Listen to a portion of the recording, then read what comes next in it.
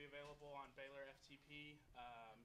Media, please give your name and affiliation before you ask a question, and make sure your cell phones are silenced. We have a head coach, John Roddick with Oklahoma, and Spencer Papa, student athlete as well. Coach James Hill from NCAA.com. Well, Oklahoma gets another shot at it tomorrow. Yeah. Some thoughts about that? I mean to jump on your comment. Oh, that's all right. Yeah, I mean, you saw the match and you saw how tough it was physically. I mean, it's the first really hot day that probably most of these players have seen, and that's kind of what happens. I'm sure there's some bodies that aren't moving too quick coming out of that other match too. I don't know for a fact, but I would bet my life on it. So, you know, just to battle through it and find a way to win. You know, our guys had a lot of heart. You know, our guys that got up in matches, we needed them to finish. We didn't have help coming from behind. And so, you know, Spencer winning his match that easy was a huge boost, I think, and it's a huge boost going into tomorrow. Can you give us your version at the very end? I'm not gonna comment on it. I'm not gonna comment on anything that happened after the match. Fans, officials, anything.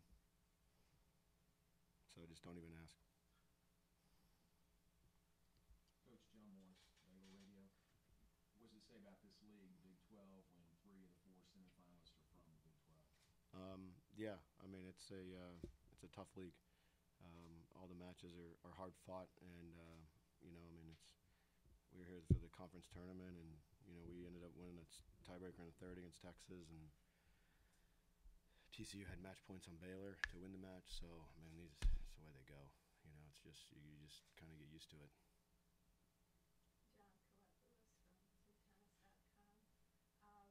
Playing Virginia in the final, you mentioned that both of you had long, tough matches.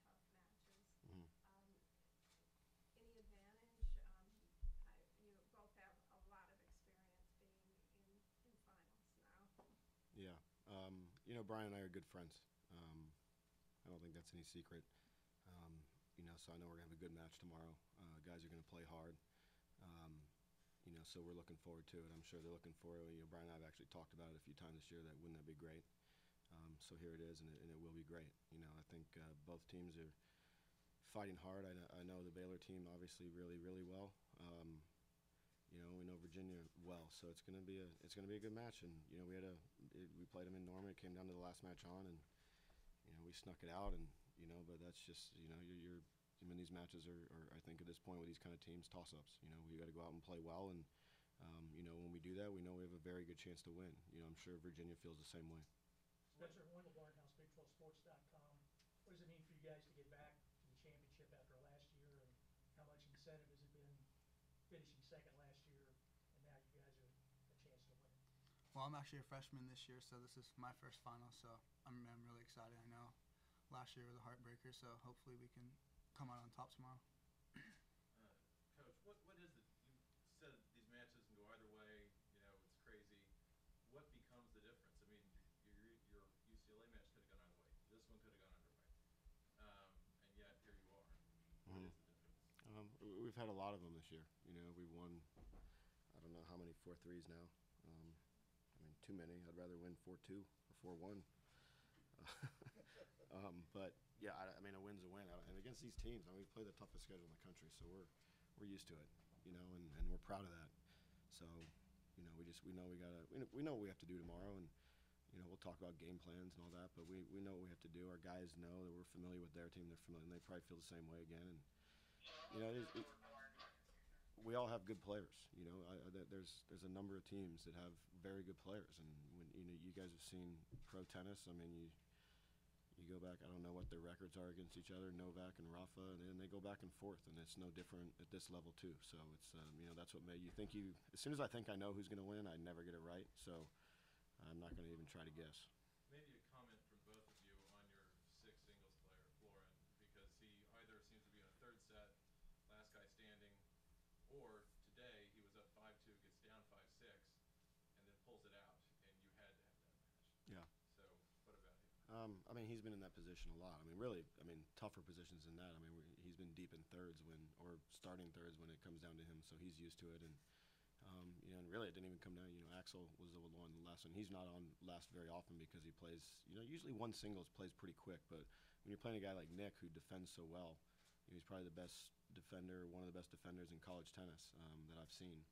And so those matches are, they end up playing slow, and guys are physically, and so it just got slower and slower for Axel, which normally, that's not typical. So, yeah, and so Florin's used to it, and we like having him there. I mean, we would like him to close it out earlier, but I have faith in him. I mean, he has never let us down. Coach Travis Brown, 4-star Telegram.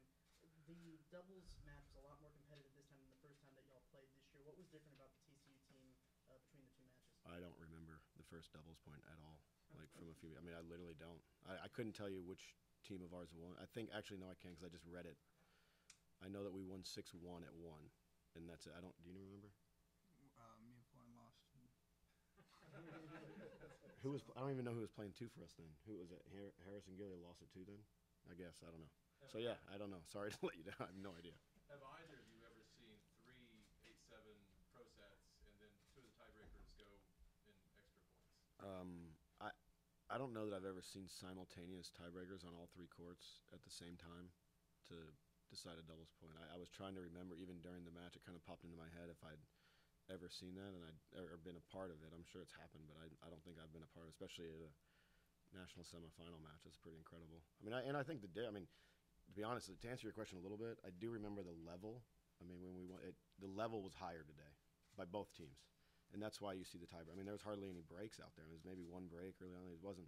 And these courts are really slow, so there's usually a few more breaks, and guys can get a lead and solidify. But today, there was, most guys were holding serve. You guys broke back at the end.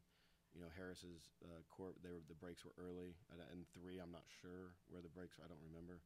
Because I just wasn't down there. Maybe I didn't know. I noticed, but I couldn't recall because I wasn't on that court. But the level was a lot higher. I think TCU played better. I think we actually played better than we did the last time. Spencer, I seen you played against Virginia in the match previously. What do you remember about that match? I was kind of struggling a little bit mentally when I played that match. Feeling a lot better now, so hopefully I'll be able to play a little bit better. But obviously, expecting a tough match. Yeah, as far as that match, it was like Coach said, you guys had a lot of 4-3s this year. Was that one of the tougher matches you guys had during the season? Yeah, definitely a close one. Thank you, guys. All right.